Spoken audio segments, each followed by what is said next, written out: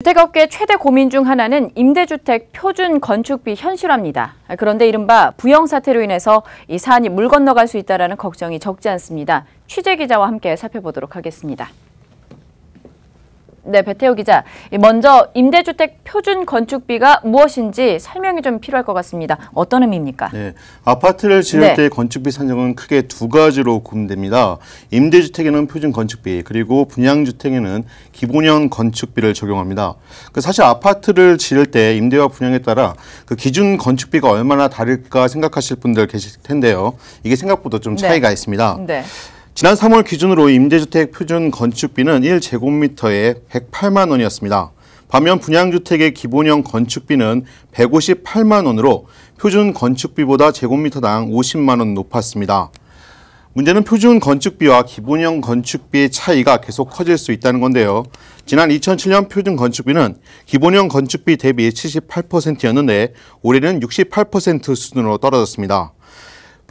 표준형 건축비는 단순히 기본형 건축비와 금액적인 차이 때문에 문제가 되는 건 아닙니다. 공공주택의 임대료나 임대 아파트를 분양으로 전환할 때 상한을 정하는 기준이 되는데요. 턱없이 낮은 표준 건축비로 인해 임대 아파트를 분양으로 바꿀 때 손실이 생길 수도 있다고 합니다. 5년짜리 그 공공임대주택을 이제 분양 전환할 때 그때는 표준 건축비에다가 그 매년 한 2.5% 정도 이제 감가상각비를 뺀 가격으로 이게 분양 전환을 해야 되는데 이 표준 건축비가 너무 낮으면은 분양 전환 가격이 굉장히 낮아지는 거죠. 그러니까 그게 실제 건축비에도 충당이 안 될 정도로 낮다면은 이제 분양 전환을 지금 못 하게 되는 겁니다. 네, 주택업계의 수건인 표준건축비 현실화가 부영 때문에 좀 발목이 잡힐 수 있다. 이런 말이 있습니다. 예, 그렇습니다. 네. 부영은 우리나라 임대주택 업계 선두주자라고 꼽히고 있습니다. 네. 그렇다 보니 지난해 부실공사 논란에 휩쓰였던 이른바 부영 사태로 인해 표준건축비 현실화를 요구하는 주택업계의 목소리가 작아질 수밖에 없다는 분위기입니다.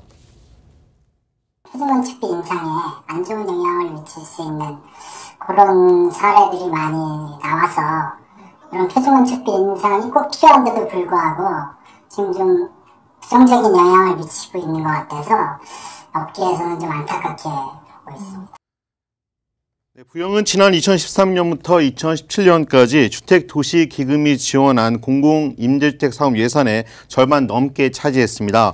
여기에 지난해 법원이 임대아파트 분양 전환 시 실제 들어간 건축비보다 건축비보다 비싼 표준 건축비를 적용한 가격을 책정한 부영주택에 대해 부당이득 반환을 청구하는 그 소송을 해서 그 결정이 내려진 사례가 있었는데요. 이렇다 보니 표준 건축비 현실화, 실제로는 인상에 대해 신중해야 한다는 의견도 있습니다. 부영 같은 경우가 이제 동탄에서 그 임대주택을 지으면서 표준건축비보다 공사비가 덜 들어감에도 불구하고 오히려 표준건축비로 부풀려서 그 가격을 책정했다라는 검찰 조사가 있었거든요. 부영이라는 기업은 아시겠지만 우리나라에서 임대주택을 가장 많이 공급한 민간 기업이거든요.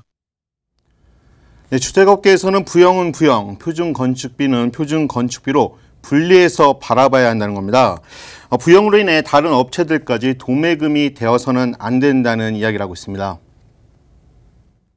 부영이라는 한 그 업체의 그런 문제로 보면 안 되고 일반적으로 건설업계, 주택업계 전반적인 그런 목소리를 좀 따로 나눠서 정부가 정책을 추진해야 되지 않을까.